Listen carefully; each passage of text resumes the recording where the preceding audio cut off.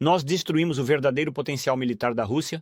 A Rússia não é mais um inimigo perigoso para a América. Nós os destruímos. A maior experiência profissional do corpo militar. E vamos ser honestos, nós destruímos com nossas vidas. Isso é uma coisa muito importante. Próximo. Graças ao reavivamento, graças a muitas outras coisas, eles conhecem completamente como o exército russo moderno age, como ele luta, quem está lutando, quem finge que está lutando e quem realmente é profissional no campo de batalha. O exército americano sabe tudo sobre eles. Quem são eles? Como vivem? Onde vivem, o que sabem fazer, o que conseguem, o que não sabem fazer e o que nunca conseguem. Tudo isso hoje. A América sabe. Eu considero que essa é uma experiência inestimável. Absolutamente. Isso, na minha opinião. E, além disso, a América não enviou seus filhos para Amirate. A Ucrânia parou a Rússia. Sim, em sua própria terra. Parou. E a Rússia não invadiu nenhum dos países da OTAN para que isso leve à participação dos militares americanos. Americanos, britânicos, franceses, europeus. Nós salvamos a vida de todos os soldados desses países, a todas as crianças de seus pais. Veja o que a Ucrânia fez. Sim, não é depois de tudo isso. A Ucrânia não mereceu a paz. Para uma paz digna e para as garantias de segurança daqueles países aos quais a Ucrânia honestamente preservou a vida das pessoas. Bem, para responder a essa crítica e falar sobre o estado da guerra e de seu país, o presidente Zelensky se junta a mim. Fico muito feliz em te ver. Muito obrigado, Pedro, por esta oportunidade. A última vez que conversei com você, presidente Zelensky, foi 4 meses após o início da guerra. Você estava bem cansado naquela época. Você estava trabalhando sem parar, dia após dia, semana após semana. Estamos agora quase 3 anos nesta guerra. Antes de entrarmos nos pontos substanciais da guerra, como você está pessoalmente, quer dizer, você deve estar completamente exausto. Não, Putin. Não vai esperar eu ficar completamente exausto.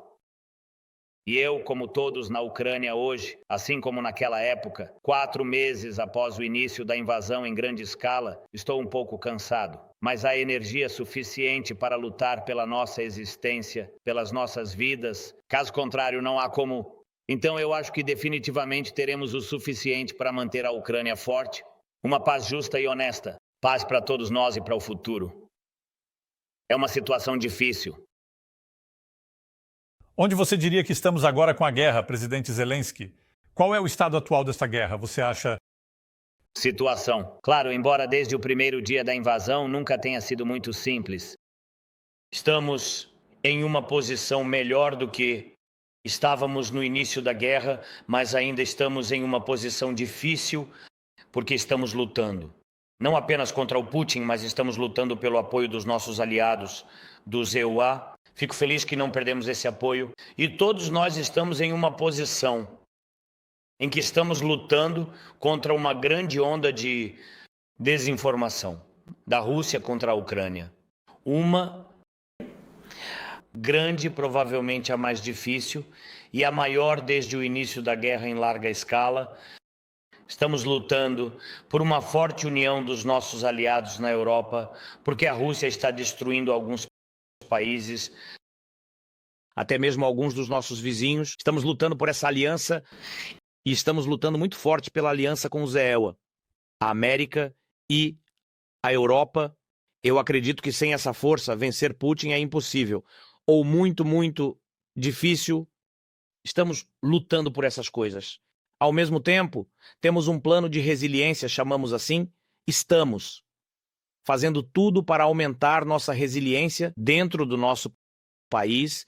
Estamos lutando para aumentar a proteção e a cibersegurança, assim como a nossa segurança energética e alimentar. Além disso, estamos aumentando a produção de produtos militares nacionais. É mais ou menos assim. Quanto ao campo de batalha, a situação é muito complicada. Ela não mudou muito nos últimos meses. Nós Queremos privar o maior número possível de ocupantes russos de maneira eficaz e estratégica, que estão em constante, está nos atacando. Nós estabilizamos a situação em várias frentes. No leste, a situação ainda não está completamente estabilizada. Bem, temos o último. Desafio com os militares norte-coreanos. Mais ou menos assim. Houve um relatório no jornal Mail on Sunday aqui no Reino Unido ontem, baseado em um artigo escrito por Ian Duncan Smith, que foi um ex-líder do Partido Conservador neste país, e ele disse que tinha falado com um alto funcionário, um oficial da Ucrânia, que lhe disse que você poderia perder esta guerra em 6 meses se não obtivesse o apoio necessário, especialmente dos Estados Unidos. Isso é verdade. Quer dizer, você poderia perder nesse prazo. Se não conseguir o que precisa... A ajuda é muito necessária. A ajuda hoje não foi interrompida. Ela vai assim e foi como... Eu vou te dizer honestamente. No último ano ou 1 ano e meio, quando alguns processos foram desacelerados, infelizmente coisas importantes no prazo, eles não vinham até nós, mas com o tempo eles acabavam chegando, o que permitia apoiar nosso exército, fortalecer nossas forças armadas, as forças de defesa e, sem dúvida, se defender do inimigo. Atualmente, a situação, sem dúvida, sem a ajuda do Senhor na América, ou com certeza, com uma ajuda muito lenta, podemos perder nossos territórios. Nada disso vai acontecer de forma abrupta. Que tal isso? Eles dizem. Ou alguém pensa, mas alguns inimigos, não estou falando do colega britânico, não pensam. Alguns inimigos como eles querem isso. Isso não vai acontecer. Nós vamos nos manter firmes o suficiente, mas, sem dúvida, se a contribuição para a capacidade de defesa e segurança da Ucrânia dos Estados Unidos, se 30% é o que nos sustenta, dá para imaginar o que acontecerá conosco sem esses 30%. É um facto, presidente Zelensky, que se os americanos, sob o comando do presidente Trump, retirarem o seu apoio e pararem de apoiar a Ucrânia, você perderia a guerra. É tão simples assim.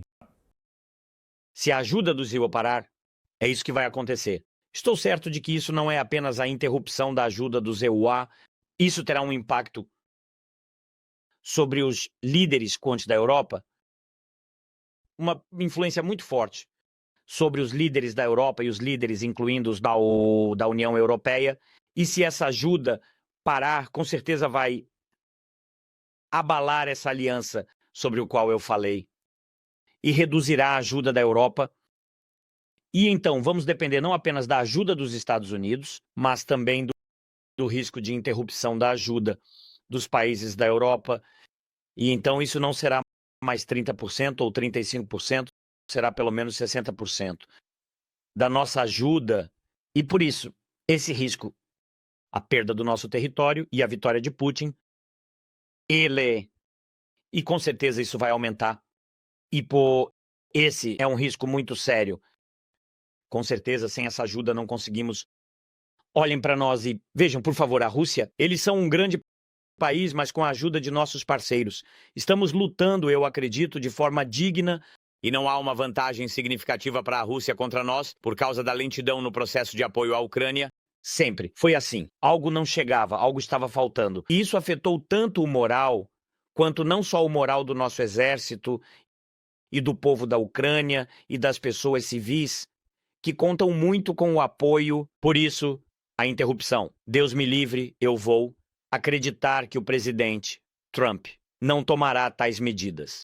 Não vai parar o apoio à Ucrânia, porque isso com certeza vai impactar com a interrupção ou limitação da ajuda da Europa. Esse é um alto risco.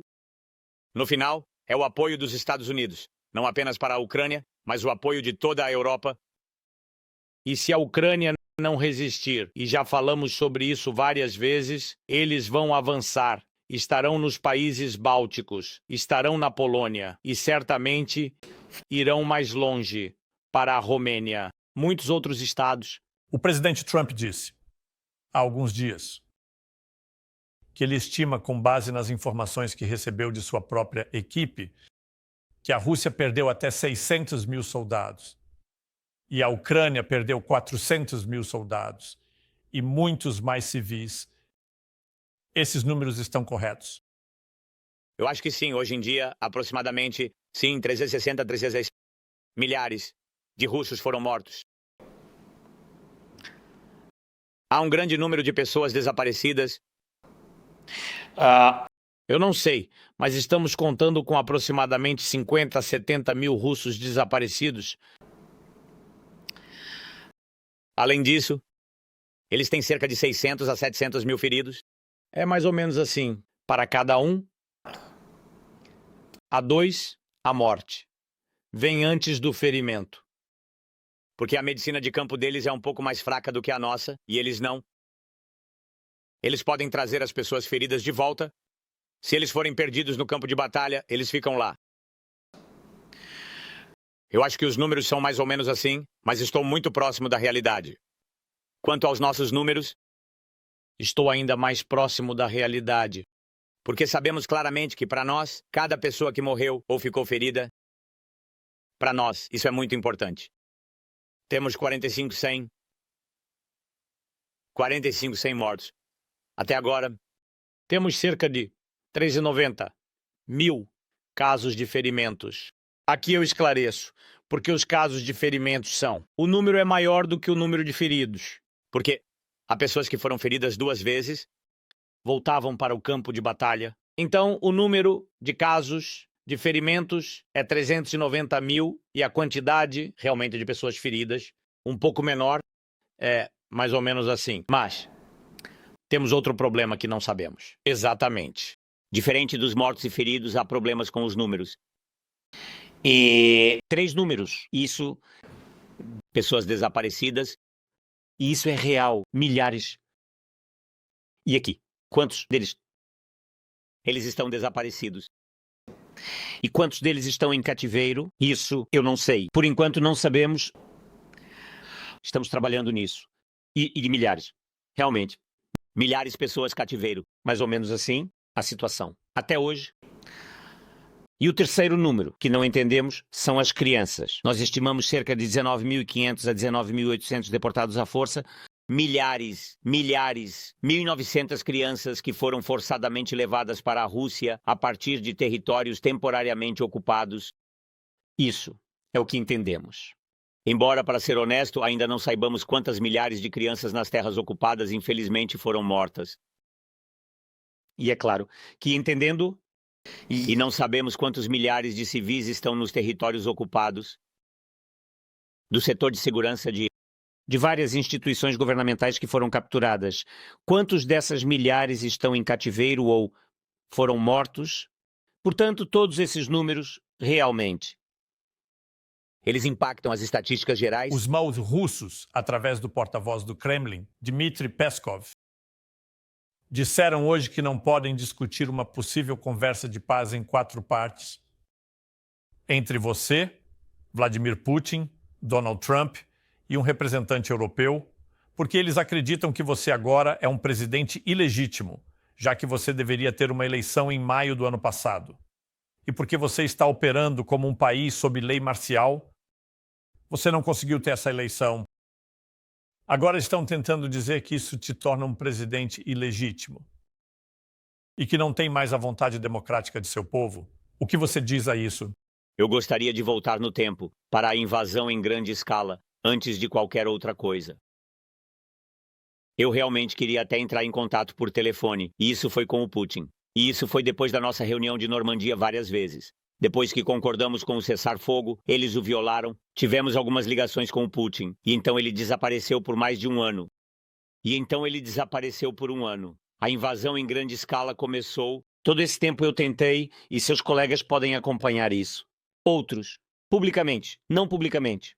Você vai perguntar a todos os líderes da Europa e dos EUA, eu me dirigi a todos. Eu realmente queria conversar com ele, ter a oportunidade de me encontrar. Em quaisquer condições, conversar. Sem nenhuma condição, apenas para nos encontrarmos e começarmos um diálogo sobre isso. E o mais importante, então, antes da invasão em grande escala, era a troca. De todos os prisioneiros, eu queria trazer cidadãos de volta. O que então dizia o mesmo porta-voz dele e o que Putin dizia. Sobre pode falar. Não há nada sobre o que falar. Nós não entendemos as razões para a reunião. A Ucrânia, rompe o cessar-fogo, mesmo que eles estivessem bombardeando constantemente, eu queria que nós apenas cumpríssemos acordos. Isso não funciona com eles. Ou seja, não funciona com eles. A possibilidade de acabar com a guerra, essa possibilidade então não funcionou. Eles estavam confiantes em sua força e entenderam que sempre quiseram destruir a Ucrânia.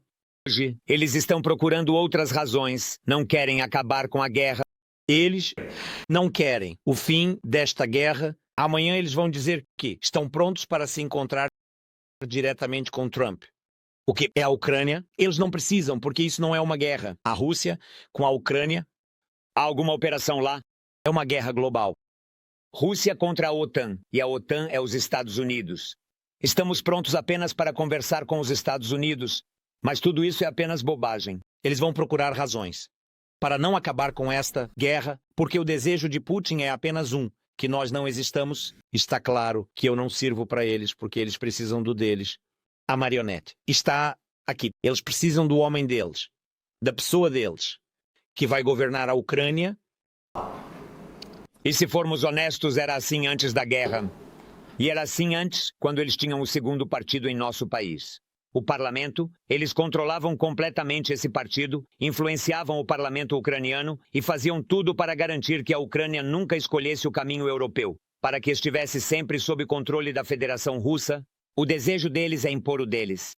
A pessoa, sejamos honestos, na verdade quer fazer o que já fizeram na Chechênia. Eles destruíram completamente e totalmente. Isso é parte da influência deles, hoje, e parte de seus territórios. Eles fizeram isso na Geórgia. Primeiro, um conflito congelado, e então eles colocam suas pessoas no comando do Estado. Sempre foi assim que aconteceu. Eles fizeram isso na maior parte na Bielorrússia. Na verdade, há Lukashenko e independência, mas na Bielorrússia não há nenhuma. Na verdade, um acordo foi assinado entre a Rússia e a Bielorrússia, onde a Bielorrússia entregou sua independência à Federação Russa. É isso que está acontecendo. Ele não se importa. Quem será o presidente aqui? O principal é que seja uma pessoa que seja contra os valores ocidentais, contra os Ahard, contra a União Europeia, que verá a OTAN como inimiga, assim como a Rússia vê. O Kremlin faz tudo para que sua sociedade veja a OTAN como um agressor, embora isso seja uma aliança defensiva, uma aliança de segurança, que não ataca ninguém. É isso que está acontecendo. Sobre minha legitimidade PRS, fui eleito com 73%. Da minha população, nós temos o povo da Ucrânia. Vocês sabem. Eu sempre disse que estou absolutamente aberto a qualquer eleição. Sim, não pode haver eleições durante a guerra. Precisamos mudar a legislação relevante, a Constituição, o Estado, etc. Há grandes desafios, mas existem coisas humanas. Existem coisas que não são jurídicas, são muito humanas. Como nossos militares, como eles vão votar. E essa pergunta não vem de mim. De um ucraniano comum? Essa pergunta vem de todos os militares, de todos os ucranianos. Como eles podem votar nas trincheiras? Como cidadãos nos territórios ocupados vão votar? Milhões de pessoas. De que forma nós não nos importamos com o que eles pensam e eles querem eleger? Como vão votar 8 milhões de ucranianos que estão hoje no exterior por causa de toda a guerra? Sem dúvida, a guerra vai acabar. A fase quente da guerra vai acabar. E, então, quando o estado de emergência militar vai acabar, o estado militar vai acabar. E com certeza será anunciado sobre a eleição. Isso é necessário. Estamos defendendo a democracia. E isso é absolutamente necessário. Mas entendam uma coisa. Hoje, todos entendem que se pararmos o estado de emergência militar, isso é o que Putin quer. Isso significará que nossa armada, na sua maioria, voltará para casa. Quem vai nos proteger? Garantias de segurança na Ucrânia. Rússia não nos atacará de novo com ocupação. Sem garantias de segurança, isso é impossível. Por isso, precisamos de respostas para essa pergunta. Presidente Zelensky, quando eu te entrevistei 4 meses após o início da guerra, você deixou isso claro. Que você não estaria preparado para ceder 1 centímetro de terra ucraniana à Rússia. E que você estava determinado a vencer a guerra, acreditando que venceria a guerra. Você certamente tem dado sinais nos últimos meses de que sua posição pode ter mudado por necessidade. E que você pode estar preparado para considerar um acordo de paz que envolveria a entrega de algum território à Rússia, embora muito relutantemente. Essa é agora a sua posição. Você aceita que não vai recuperar todo o território ucraniano que a Rússia tomou? Hoje, não podemos recuperar todos os nossos territórios. Sem dúvida, somos pessoas racionais, de fato. Nós não podemos colocar milhões de nossas pessoas em risco. em prol de um resultado, que já é incerto. Ou não, não é hoje, e por isso, até hoje. E não podemos nem violar aquele juramento que fizemos às pessoas que deram vidas por nós nesta guerra, a Constituição da Ucrânia. E não podemos reconhecer os territórios ocupados pela Rússia como territórios russos. Sim, sabemos que são territórios temporariamente ocupados. Eles são temporários. E por isso, juridicamente, independente situação. E o que Putin quiser, ou alguém mais do exterior, legalmente, não reconhecemos esses territórios como russos. Nunca. E isso não se trata de compromissos ou de não comprometer. Não pode haver compromissos em relação à soberania do Estado. Quanto ao tempo, sim. Infelizmente, não é suficiente o apoio que hoje está sendo dado pelos nossos parceiros, expulsar Putin totalmente de nossos territórios. Nós vamos voltar. Sim, que isso seja combinado em algum lugar no campo de batalha. O que nossos militares estão fazendo hoje, em algum lugar, diplomaticamente, em algum momento. Mas, de qualquer forma, nós vamos recuperar nossa terra, porque estamos certos e nós não violamos nada, nenhum momento e no direito internacional. E moralmente, no caso. Estamos absolutamente certos nesta situação, portanto, tudo isso voltará, sem dúvida. Se nossos parceiros nos ajudarem a pressionar Putin, se Trump, e eu realmente acredito que ele vai, sem dúvida dará muitos passos à frente. Se o presidente Trump, se o primeiro-ministro Starmer, se os membros da União Europeia, se os representantes do Sul Global quiserem, os países árabes, a China, a América Latina, se eles quiserem pressionar Putin, então ele vai devolver tudo agora. Mas então tudo com o tempo. Se todos os líderes da União não estiverem prontos para pressionar Putin, então nós vamos contar com suas forças, a ajuda de parceiros estratégicos e o tempo. E eu estou convencido de que a justiça virá. Isso vai acontecer de qualquer forma. Portanto, não haverá compromissos legais em relação aos territórios. De jeito nenhum. Quanto ao resto, vou ser sincero com você. Quando alguém fala sobre o que a Ucrânia está disposta a fazer, a Ucrânia está pronta, antes de tudo, para o fim da fase quente da guerra. Nós queremos paz, como ninguém mais, no mundo, porque a guerra está conosco. Terceiro, sejamos honestos. Putin é um assassino e terrorista, e isso é um fato. E sejamos honestos, se nossos aliados acham que precisamos seguir o caminho diplomático. E eu acredito que estamos prontos para seguir o caminho diplomático. E o EUA deve na mesa de negociações América, Europa, Ucrânia e Rússia. E não são poucos os compromissos. Nós vamos falar com Putin. Uma conversa com esse assassino já é um compromisso para ele. Não é assim. Estou realmente convencido de que esse é absolutamente o compromisso deste mundo civilizado, verdadeiramente, conversar com essa pessoa, sem dúvida alguma. Estou convencido disso. Bem, todos precisam ser fortes. Fortalecer a Ucrânia. E não abrir mão da Ucrânia. Não abrir mão dos interesses da Ucrânia. Não. Estamos dispostos a abrir mão dos nossos interesses. Mas se os parceiros estiverem conosco, porque ninguém sabe como essa conversa começará e como ela terminará, ninguém sabe ao certo. Mas acreditamos que o presidente Trump, ele quer sucesso, e o sucesso é a vitória do bom senso. E isso, sem dúvida, é o fim da fase quente da guerra. E isso são garantias de segurança absolutamente fortes para a Ucrânia. Apenas para que Putin não volte com a guerra novamente. 1 mês, 2, 3, meio ano, 1 ano. E qual é a diferença? Nós, o quê? Não devemos pensar sobre nossos netos. E se os russos quiserem voltar em 10, 20 anos? Não é um risco, não é um desafio. O desafio é o mesmo, porque isso ainda é uma perda. E por isso devemos estabilizar a situação da forma mais justa e forte possível, sem riscos para a Ucrânia, para a Europa, para o mundo. Presidente Trump, eu realmente conversei com ele pessoalmente sobre a situação e ele aceita que é muito complicada e difícil de resolver. Mas ele definitivamente quer a paz. Se avançarmos para potencialmente essa cúpula de paz com os 4 grupos, como você vai se sentir sentado em frente a Vladimir Putin em uma mesa de negociações? Você acha que consegue fazer isso, considerando? Como você se sente em relação a ele? Se essa for a única configuração em que podemos trazer paz e para os cidadãos da Ucrânia, não perder pessoas, então, com certeza, iremos para a configuração de encontro dessas 4 partes. E qual é a diferença de como eu me sinto em relação a ele? Eu ainda vou me sentir bem em relação a ele, não vou. E para ser honesto, eu o considero um inimigo. E para ser honesto, eu acho que ele também me considera um inimigo. É isso. A maioria das pessoas que analisaram a situação agora do ponto de vista militar e político acredita a única maneira de a Rússia aceitar qualquer forma de acordo de paz e um cessar-fogo sustentado é se eles mantiverem o território que tomaram até agora.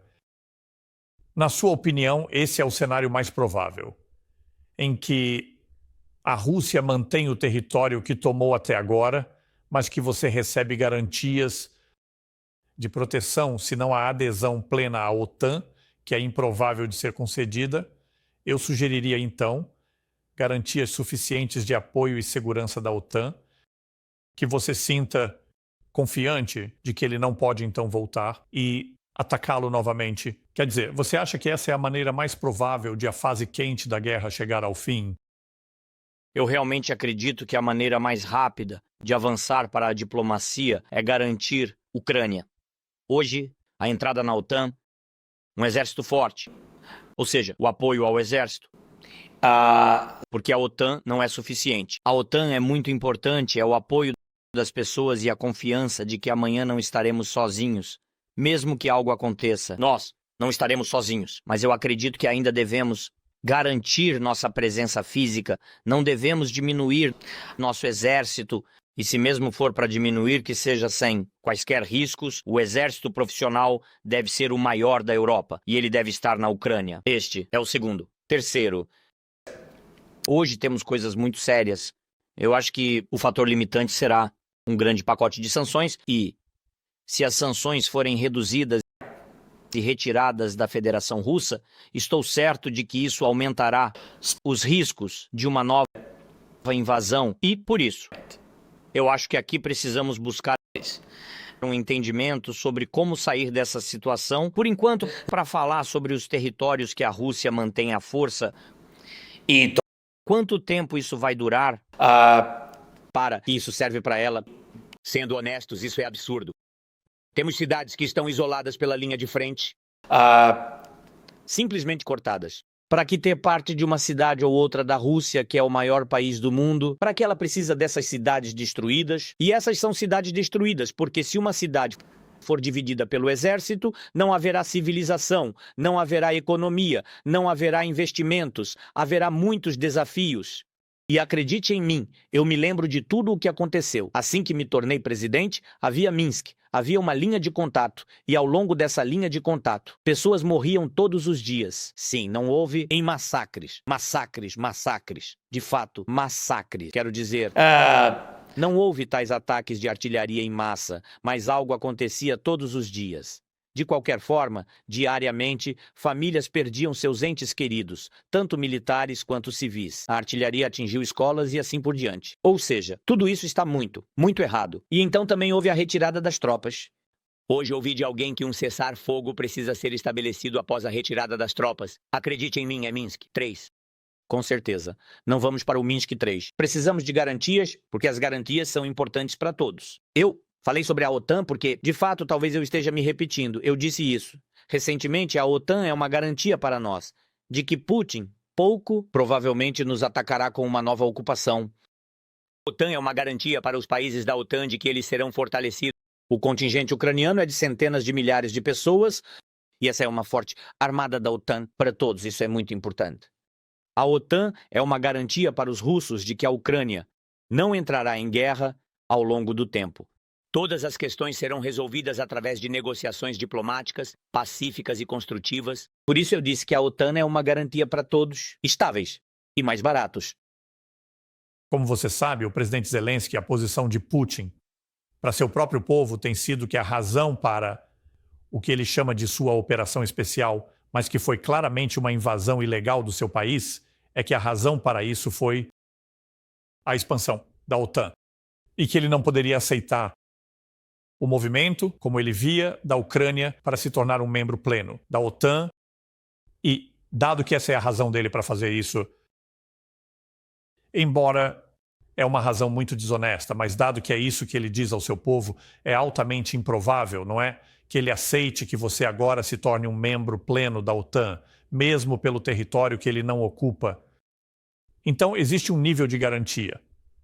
Abaixo da adesão plena à OTAN, que te dá segurança suficiente, você acha, para fazer um acordo?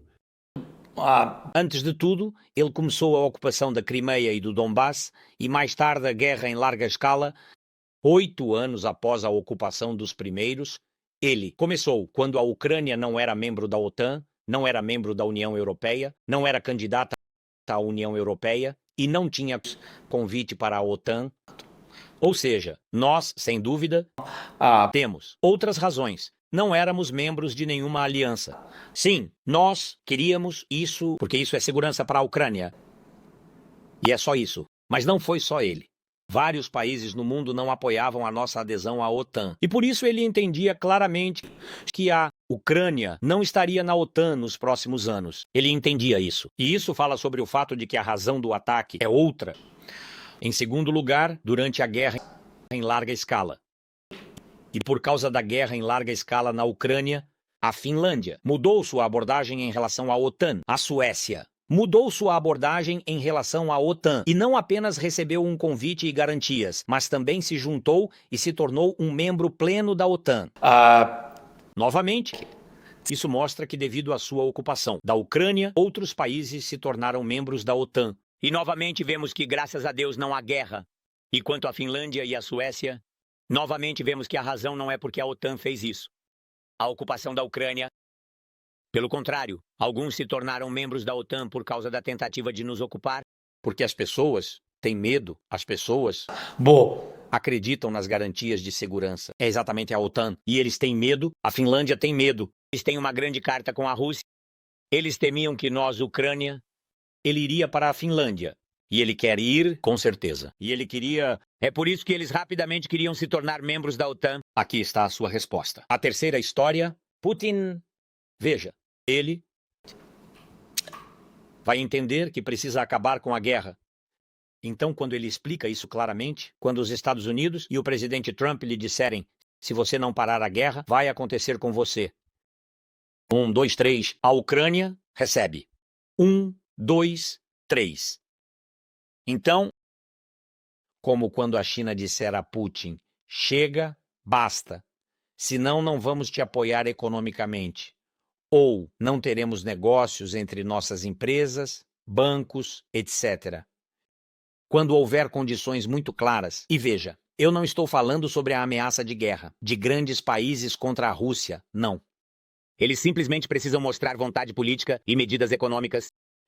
E depois disso, Putin encerrará a guerra. Ele tem muito medo disso. Ele tem medo de que sua economia colapse completamente. Ele tem medo da rápida expansão de sua sociedade, a expansão deles.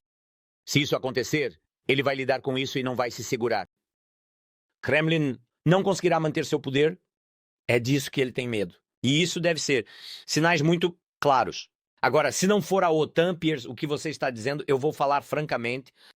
Podemos olhar como apoiaram a Ucrânia ao longo de 3 anos de guerra. Quanto dinheiro é isso? Como direcionamos todo o nosso orçamento? Exclusivamente para a guerra e como nossos parceiros, os Estados Unidos, a Europa e outros parceiros ajudaram-nos com ajuda militar e ajuda humanitária. São muito dinheiro. E se não for a OTAN, teremos que manter um exército de milhões. 800 mil que temos, nem isso será suficiente. Porque agora vemos que eles estão avançando e não é suficiente para expulsá-los completamente do nosso território. E isso significa que teremos que, para financiar 1 milhão de exércitos, pelo menos um exército de milhões, custa muito dinheiro. Desenvolver a produção, gastar a maior parte do nosso orçamento em fortificações, uma grande parte do nosso orçamento, gastar em defesa aérea, etc., drones. Essa é a militarização da Ucrânia. Você acha que queremos isso? Queremos garantias de segurança? Queremos investir em questões sociais? Queremos o aspecto humanitário? Precisamos reconstruir a Ucrânia, nosso patrimônio histórico que foi destruído por mísseis. Queremos desenvolver nosso país. E isso não é só tecnologias que chamaram militares. Sim, há coisas diferentes outras. Ajuda humanitária, medicina, cultura e esporte. Com certeza. Todo esse dinheiro é necessário. De onde? Vamos tirar tudo isso. É muito difícil. E acho que a OTAN é a opção mais barata. E se não for a OTAN, precisamos conversar. é um grande exército. Isso custa muito dinheiro. Precisamos falar sobre isso. Além do contingente de nossos diferentes parceiros, e isso, sem dúvida, é um grande pacote de mísseis, mísseis de dissuasão.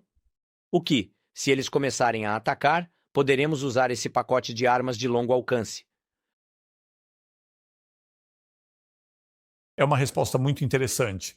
Quer dizer, o que eu entendi disso é que a adesão plena à OTAN não é um fator decisivo para você. Em outras palavras, se puder haver um pacote de apoio em termos de reforçar suas forças armadas, pagando.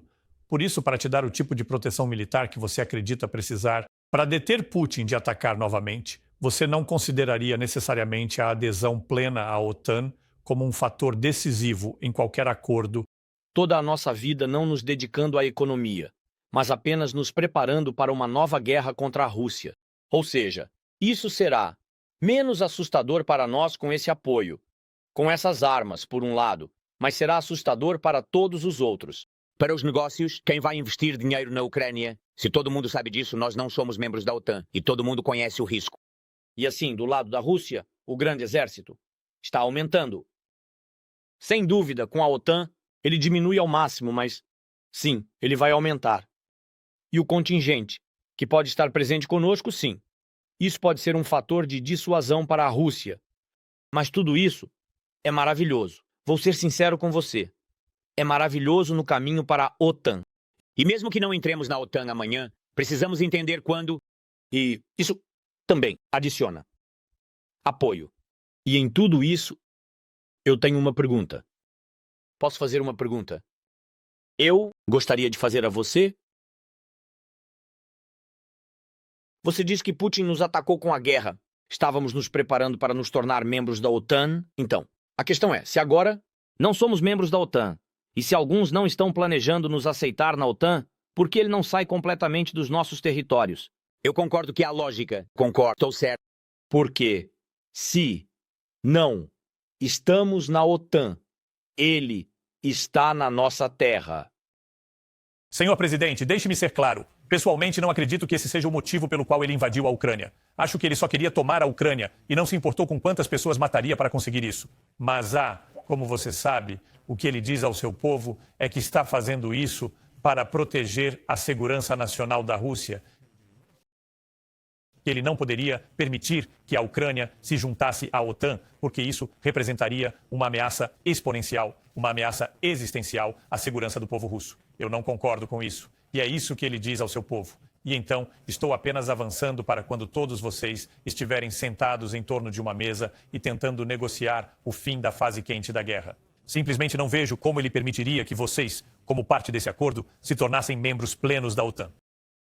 E é por isso que me interessa que você esteja agora delineando um potencial plano B, se preferir, que envolve garantias suficientes de segurança, especialmente com o apoio militar, que você consiga dissuadi-lo de atacar novamente. Se não for hoje, mas em algum momento no futuro, então todo este caminho, enquanto estamos indo para a OTAN, ou todo esse tempo que estamos esperando por isso, por mais que seja, infelizmente, não depende de nós. Se ele depender e esse processo se prolongar por anos, ou se prolongar por décadas, não por nossa causa, mas por causa dos parceiros, então temos uma pergunta absolutamente justa. O que nos protegerá desse mal? Todo esse tempo, ou todo esse caminho, qual pacote de apoio? Qual míssil? Eles vão nos devolver as armas nucleares?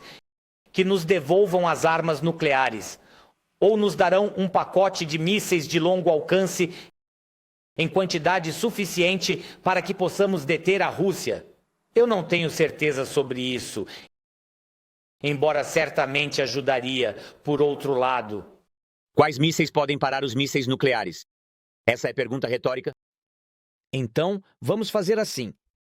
Devolvam-nos as armas nucleares, forneçam-nos sistemas de mísseis poderosos, parceiros, ajudem-nos a financiar um exército de 1 milhão e enviem seu contingente para as áreas do nosso país onde queremos a máxima estabilidade da situação, para que as pessoas tenham tranquilidade, se é disso que estamos falando. Ok, e aqui surge a pergunta que eu mencionei para vocês. Então, se não estamos na OTAN, por que ele está na nossa terra? E se não estamos na OTAN, e a América disser que não estamos prontos para aceitar a Ucrânia na OTAN, então que Putin saia completamente do nosso território. Isso é lógico. E então vamos falar sobre tudo o mais. Compensações financeiras e outras por todas as perdas que temos. Porque deve haver alguma lógica.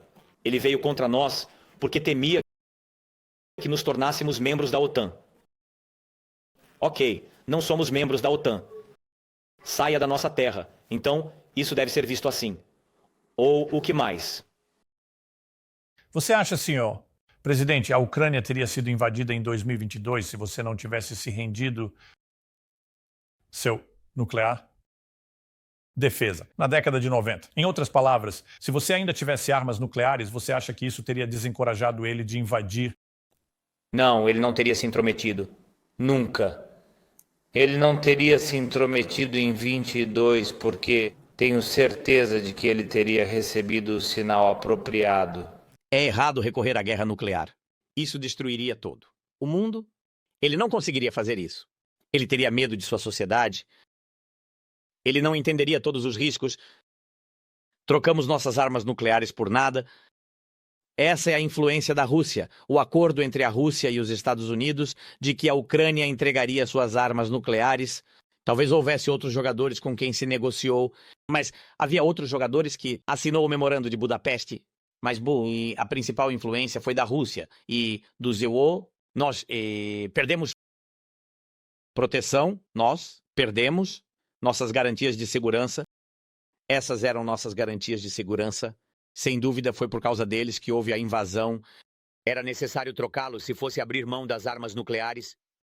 Poderíamos ter falado sobre isso? Sem dúvida, não havia essa política no mundo. Mas por quê?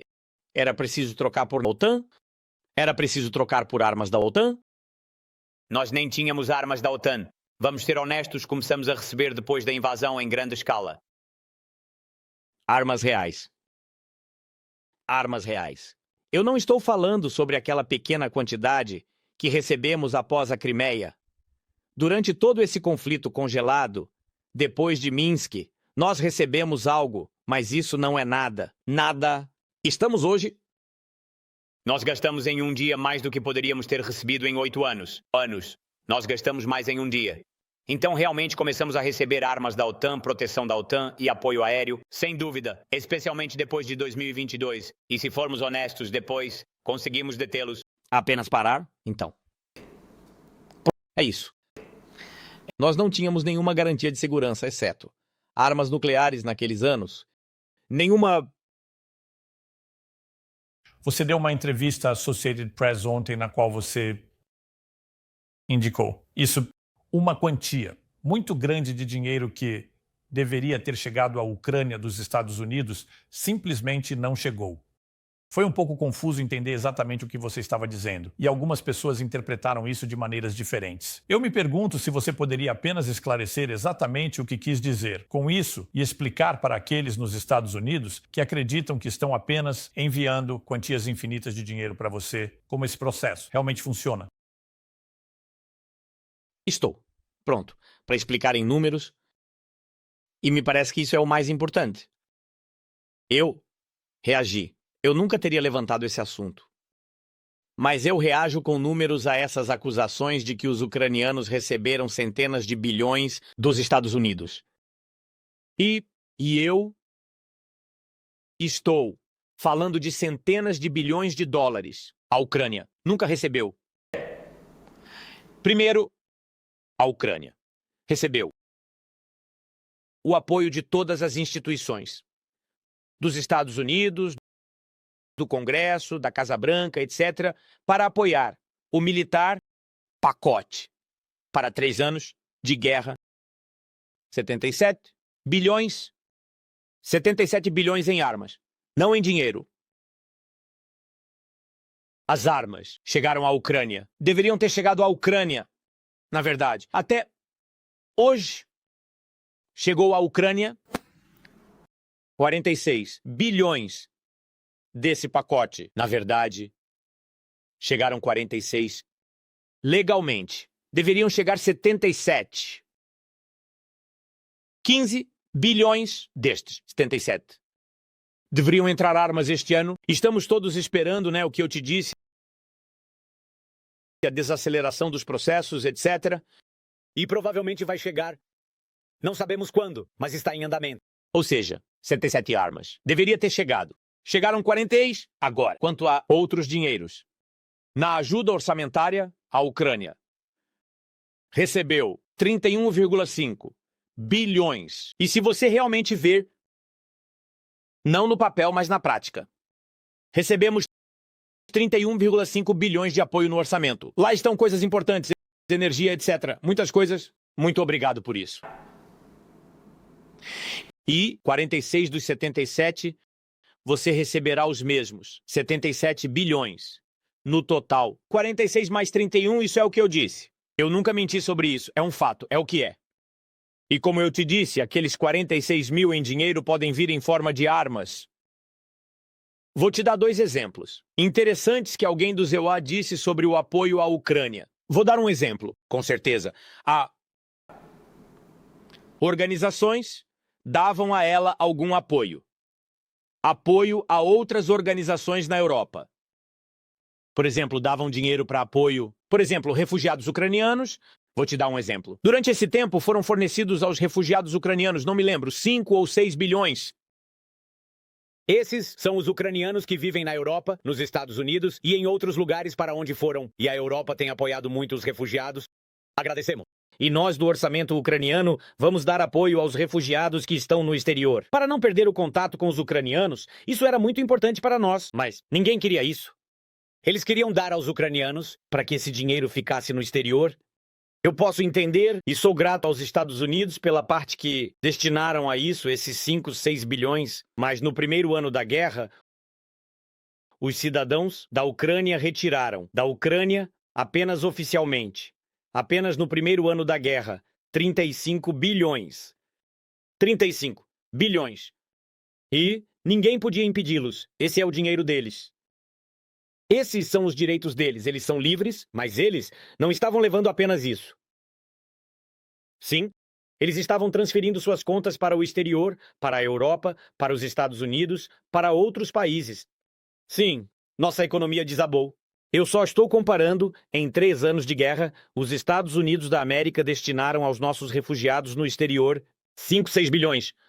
E no primeiro ano, os ucranianos retiraram 35. E por isso eu não considero que isso seja um apoio ao orçamento ucraniano. Mas isso é apoio para o povo, e somos gratos por isso. Mas não podemos dizer que estamos direcionando centenas de bilhões para a Ucrânia. Isso não é verdade. Aqui eu dou um segundo exemplo para vocês. Muito interessante. Uma parte desse dinheiro, sobre o qual falam os Estados Unidos da América, financiou a produção dos Estados Unidos da América. Sim, as empresas que produziam armas. Sem dúvida. Eles disseram que todo esse armamento é para a Ucrânia. E sem dúvida somos gratos por isso, por essas armas, mais uma vez. Eles disseram. Essa arma uma vez, quando o pacote de 46 bilhões foi entregue.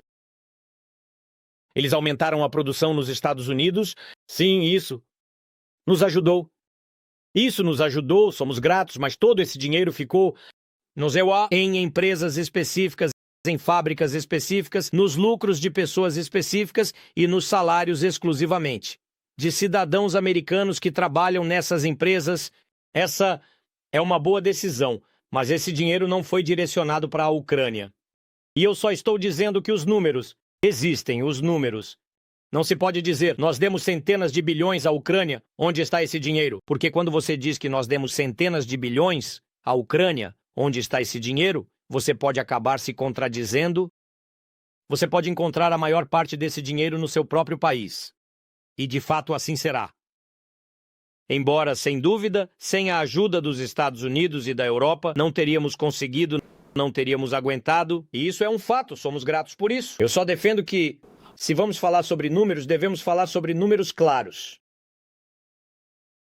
Uma implicação da entrevista que você deu à Associated Press foi que muito dinheiro simplesmente desapareceu, que se perdeu. É isso que você quis dizer, ou você quer esclarecer isso? Eles não estavam na Ucrânia. Na Ucrânia estava claro. Olhem, 6,77 bilhões que foram para armamento, 31,5 bilhões que foram para a nossa ajuda ao orçamento, sem dúvida. No caminho, exemplo, o treinamento, por exemplo, o treinamento das Forças Armadas Americanas ou das forças da OTAN, o treinamento das tropas ucranianas que ocorreu fora do território da Ucrânia, pelo que sei, estava incluído. Nesses 46 bilhões, ou seja, esses treinamentos, também estavam incluídos nesse pacote. Então, onde estão esses gastos? O que chegou, o que não chegou, o que não foi utilizado? E por isso estamos prontos para responder. Temos números claros. Para aqueles, Zelensky, na América, que acreditam que é um desperdício de dinheiro, eles acreditam que a América deve estar em primeiro lugar, que isso está acontecendo longe, sem uma conexão com os interesses nacionais dos Estados Unidos. E muitos na direita conservadora na América agora acreditam nisso. Qual é a sua mensagem para eles? A propósito, uma parte dessa mensagem, na qual eu acabei de responder, uma parte do dinheiro foi alocada pelo governo para a produção nos Estados Unidos. Para aumentar a produção, recebíamos armas dos seus depósitos, entre outras coisas. E você sabe que, com certeza, nem todas essas armas eram novas. Ficamos gratos por isso. Mas muitas coisas nós restauramos, consertamos, e assim por diante. Sim, aqui está. Você atualizou. Os Estados Unidos da América atualizaram seu exército. Os Estados Unidos da América atualizaram suas armas, porque recebemos pacotes e com esse dinheiro foram produzidas outras armas, armas novas, armas de última geração. Você sabe, somos gratos pelo Patriot e sempre seremos gratos, mas você deve saber que eles, anos 70 e 80. Produção. Isso também são coisas muito importantes. E eu acho que seu povo na América deve saber sobre isso. Ou seja, recebemos, os Estados Unidos eles receberam uma atualização. Exército.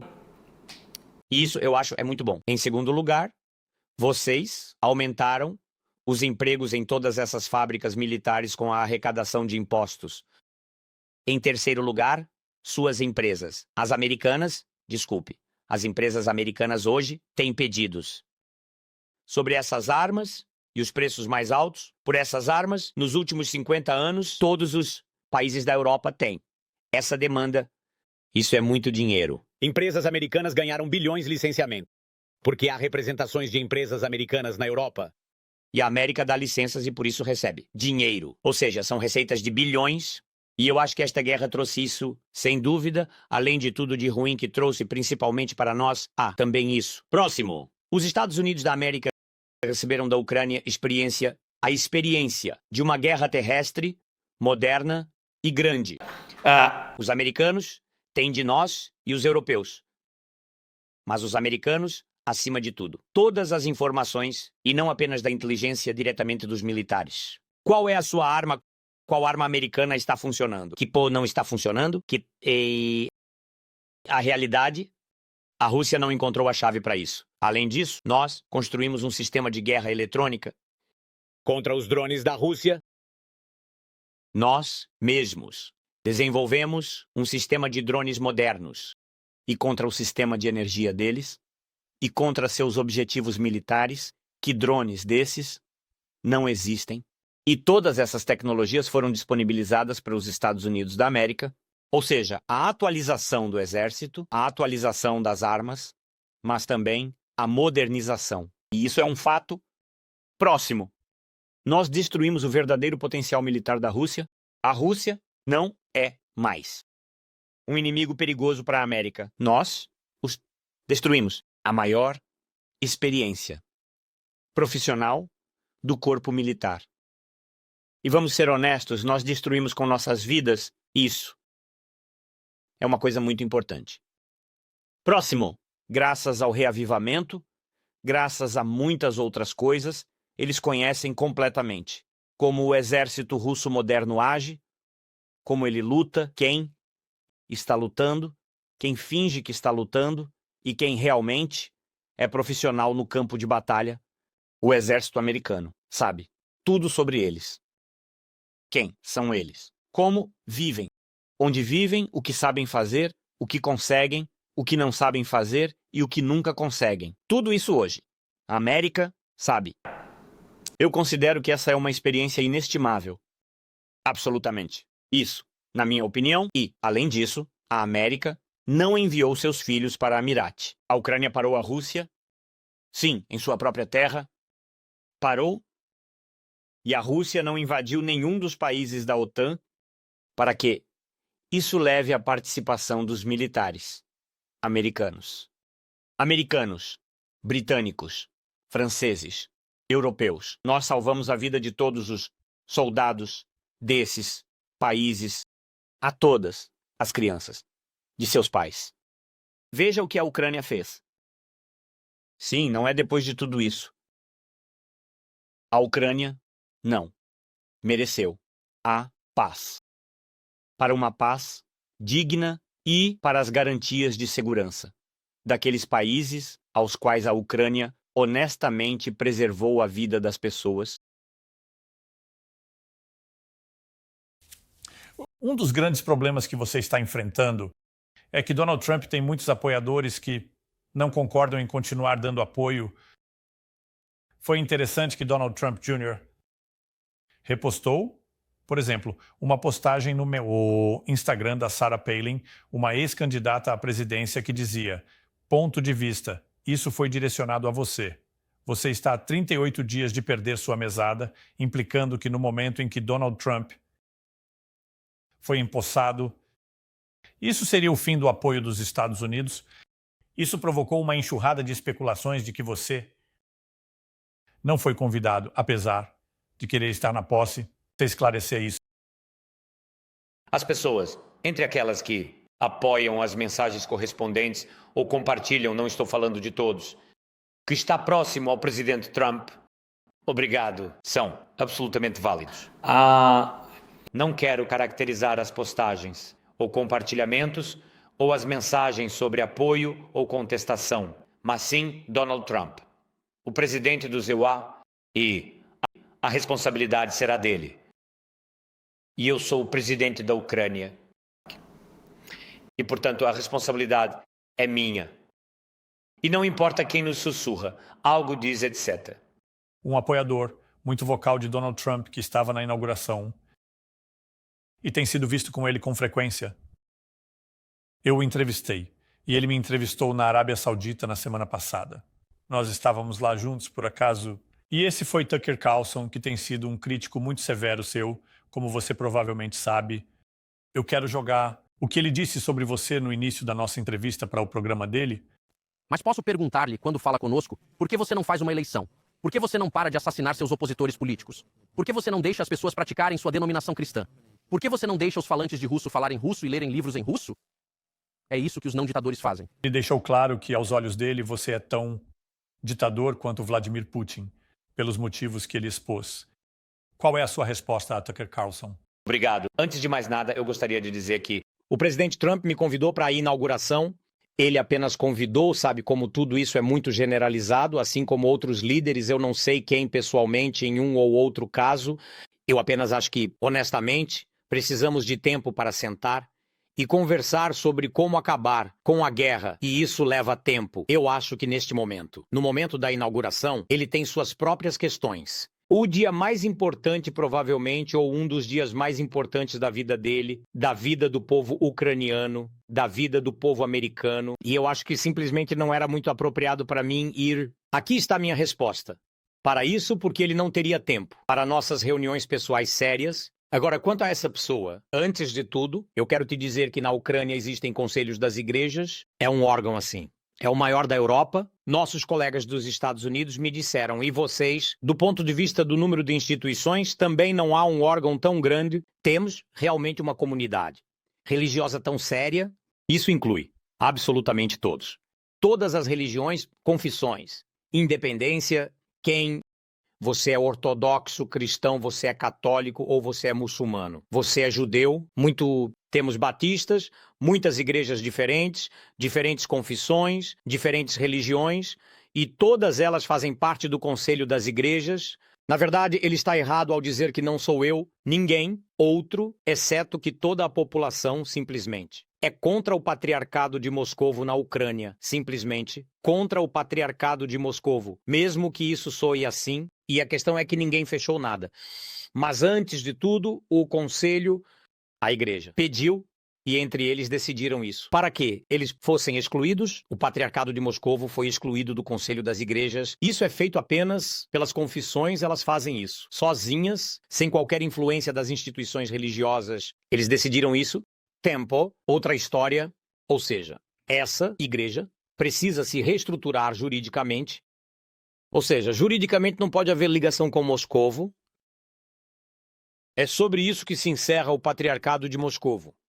Não pode haver um vínculo jurídico e elas devem ser a igreja ucraniana, jurisdição ucraniana, e a língua aqui não tem nada a ver, e tudo isso é mentira. Essa é a narrativa de Putin. A narrativa de Putin sobre alegar a ilegitimidade das eleições e falar sobre ditadura. Vem de uma pessoa que está no poder há 30 anos. Fala um ditador sanguinário, um assassino que violou a integridade territorial da Ucrânia e não apenas destruiu povos. E ele fala sobre alguma ilegitimidade. E o que é muito interessante, assim como as eleições e as confissões, tudo isso são narrativas de Putin. E infelizmente vem desse blogueiro ou jornalista, como ele quer se chamar?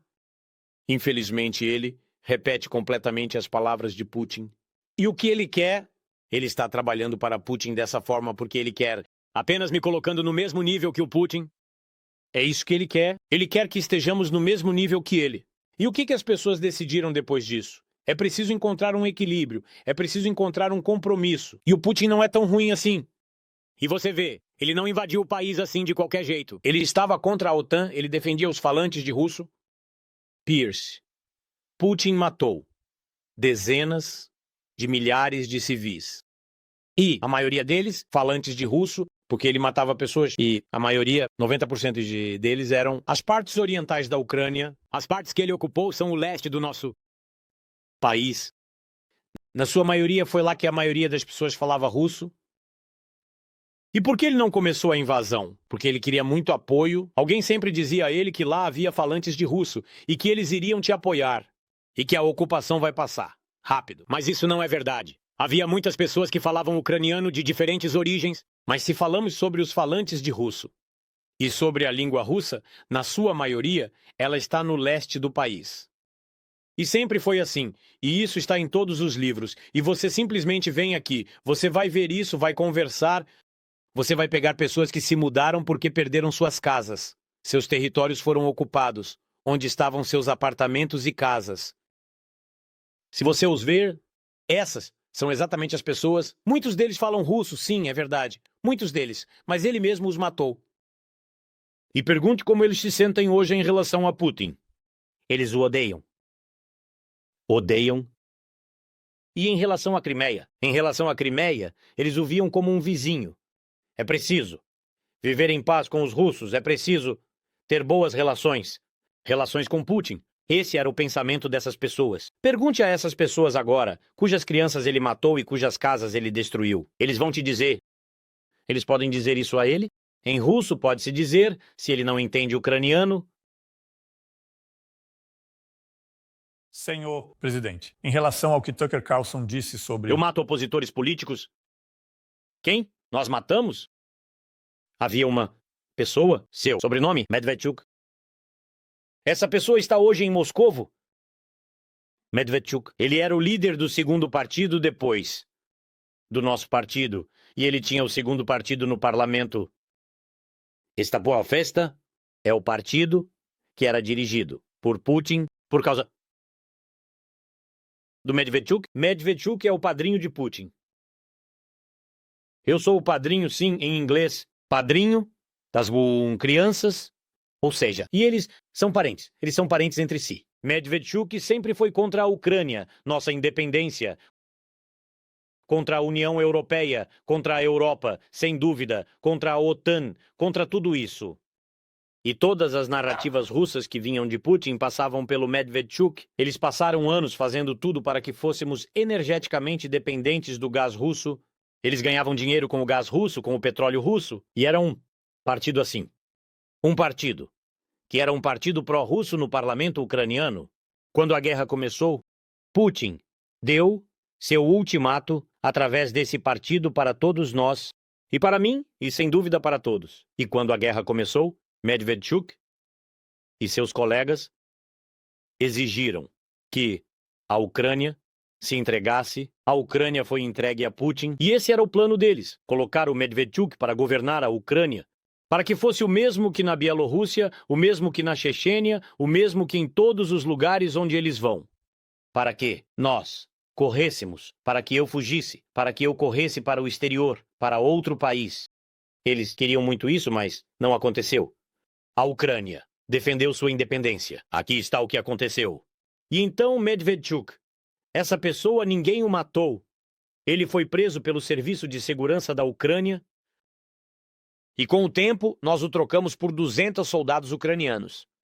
Aqui está o que aconteceu. Eu não sei sobre o que ele está falando, sobre quais são meus oponentes. Todos os meus oponentes são a oposição. Toda a oposição que existia quando eu me tornei presidente, a oposição está toda hoje no parlamento ucraniano. E até esse partido, que era o de Medvedchuk, aqueles que trocamos, esses deputados também estão no parlamento agora. Sinto que essa pessoa é um jornalista. Não me lembro do sobrenome dele, desculpe, sim. Sim, eu acho que ele precisa entender mais profundamente o que está acontecendo na Ucrânia. Parar de trabalhar para o Putin e beijar a bunda dele. Honestamente, Me parece que é muito importante que uma pessoa seja, acima de tudo, apenas uma pessoa, independentemente de qual país ela viva. Ela precisa entender quando ele simplesmente se dispersa, simplesmente sentar, falar, conversar. Ele já perdeu pessoas próximas, familiares. Pelo menos uma vez na vida dele. Eu desejo a família dele, não sei qual é a família dele. Paz, tranquilidade, para que não haja perdas, mas é preciso ter sua própria opinião e seu próprio ponto de vista, e entender que ele provavelmente tem influência sobre um grande número de pessoas e desinforma, simplesmente desinforma. Enquanto estávamos conversando, presidente Zelensky, houve um assassinato. Em Moscou, uma explosão acreditada ser um assassinato. Este é o homem acusado pelos serviços secretos da Ucrânia de orquestrar assassinatos em Kiev e, de acordo com as agências de notícias estatais russas hoje, Armen Sargsyan foi inicialmente ferido na explosão, mas depois morreu. Ele era o chefe do batalhão Arbat, um grupo paramilitar pró-Rússia, ativo no leste da Ucrânia. E os russos estão dizendo às pessoas que acreditam que foi um assassinato pela Ucrânia. Você pode confirmar isso? Eu não posso falar sobre nenhum assassinato encomendado. Eu sei que o Serviço de Segurança da Ucrânia destruía uma pessoa que está por trás dos assassinatos de ucranianos no leste do nosso país, pelos assassinatos de ucranianos no Maidan, durante a Revolução da Dignidade. E eu sei que o Serviço de Segurança da Ucrânia já dei um comunicado oficial, parece, sobre isso. Eu não conheço essa pessoa como ela se chama, então é difícil para mim dizer se é o mesmo caso ou não. Eu simplesmente não tenho certeza se algo aconteceu durante a nossa conversa. Se isso é o que aconteceu antes, então eu sei que eles tinham um alvo apropriado, uma pessoa justa, que é um assassino e um executor de assassinatos. Eu sei que houve a eliminação de tal pessoa pelo Serviço de Segurança da Ucrânia. Eu não tenho certeza se é essa a pessoa. Você apenas disse a eles meu sobrenome. Acredito, é a mesma pessoa que estamos falando. Acho que mais informações surgiram enquanto estávamos conversando. Então, Na você Ucrânia, parece ter confirmado. os ucranianos não estão envolvidos. Os ucranianos não estão envolvidos em nenhum assassinato por encomenda. Isso é o mais importante. O Serviço de Segurança da Ucrânia pode eliminar apenas aqueles assassinos que torturaram cidadãos ucranianos. Eles têm um caso criminal relevante, se há evidências relevantes. E se é deles, um objetivo justo. Ilegal, então, isso é o que faz. Especificamente, o Serviço de Segurança da Ucrânia. Eu acho que devemos olhar a declaração oficial e lá encontrar a resposta. Eu sei que estamos sem tempo, presidente. Agradeço o tempo dado, vou encerrar em breve. Apenas algumas coisas que eu queria finalizar. Nós falamos mais cedo sobre armas nucleares e o porquê. Você acredita que se tivesse uma, impediria Putin invadir e você gostaria de ter uma agora? Se isso vai ser parte das garantias de segurança, muitos concordar com você. Eu acho que isso é provavelmente o que você realmente precisa. Um que não concordou com você e certamente não vai concordar com isso é Joe Rogan, que é uma das maiores estrelas de podcast, como você sabe, no mundo. E quando você dispara mísseis balísticos contra a Rússia, ele reagiu de forma muito irritada. Deixe-me tocar o clipe para você. Não me sinto seguro agora. Eles estão lançando mísseis contra a Rússia. Como você faz isso? Como você é permitido fazer isso quando está saindo? Ninguém quer você lá. Isso deveria ser como uma espécie de pausa para ações significativas, que poderiam potencialmente iniciar a Terceira Guerra Mundial. Talvez isso seria uma boa coisa, que gostaríamos de evitar de um ex-presidente moribundo. Vocês, filhos da puta, vão iniciar a Terceira Guerra Mundial. Presidente Zelensky, foi que Joe Rogan, que admiro, acho que ele é um entrevistador brilhante, mas ele estava enfurecido que você disparasse mísseis contra a Rússia, porque isso poderia precipitar a Terceira Guerra Mundial, mas ele não parecia estar. Leve em conta que a Rússia tem disparado mísseis contra a Ucrânia há quase 3 anos. Estou tendo dificuldade em ver a diferença. Eu acho que, com todo o respeito para os rapazes, Joe Rogan, seu convidado, você vê, eu simplesmente tenho a sensação de que, quando a guerra está longe de alguém, nós filosofamos sobre isso ou aquilo, o tema da guerra, e não entendemos profundamente toda a dor, mas quando traduzimos isso para a nossa experiência, para nossas vidas, provavelmente encontramos respostas e conclusões mais corretas. O 11 de setembro foi um ato terrorista contra os EUA, um grande número de pessoas. Foi morto milhares absolutamente. O que os americanos deveriam ter feito? Ficar impunes ou atacar os terroristas. Eles atacaram os terroristas e fizeram a coisa certa, porque os colocaram no lugar deles.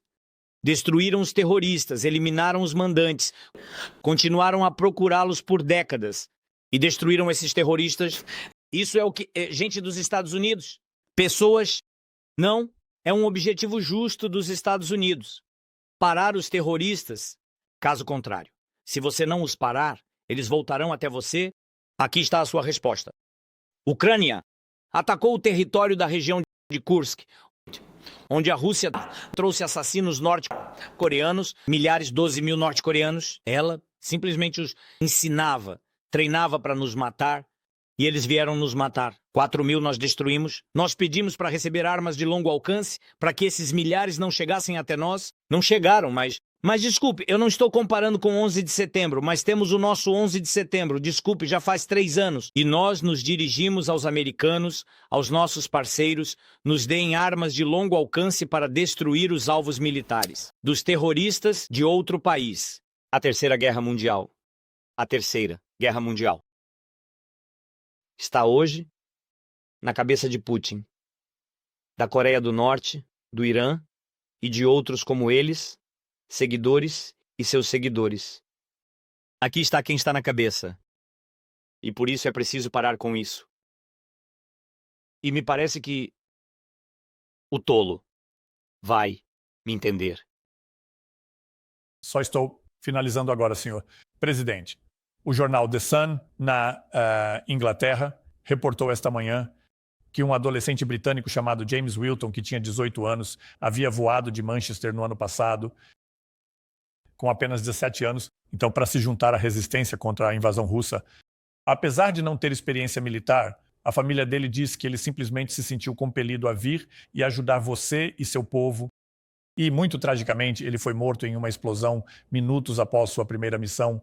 Foi uma explosão de drone e o amigo que estava com ele sobreviveu. Eu só me perguntei se você teria uma mensagem para a família desse pobre garoto, já que ele foi bastante corajoso e tentou te ajudar. Vocês sabem.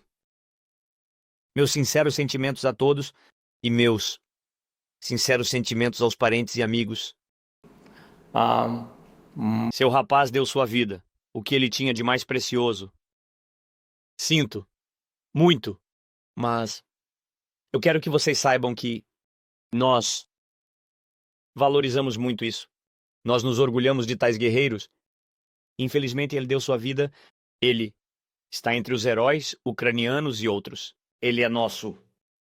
E nós nunca vamos esquecer disso. Estou grato por hoje haver uma pergunta assim. Porque se há uma pergunta, há um lembrete do heroísmo dessas pessoas, de onde quer que ele venha.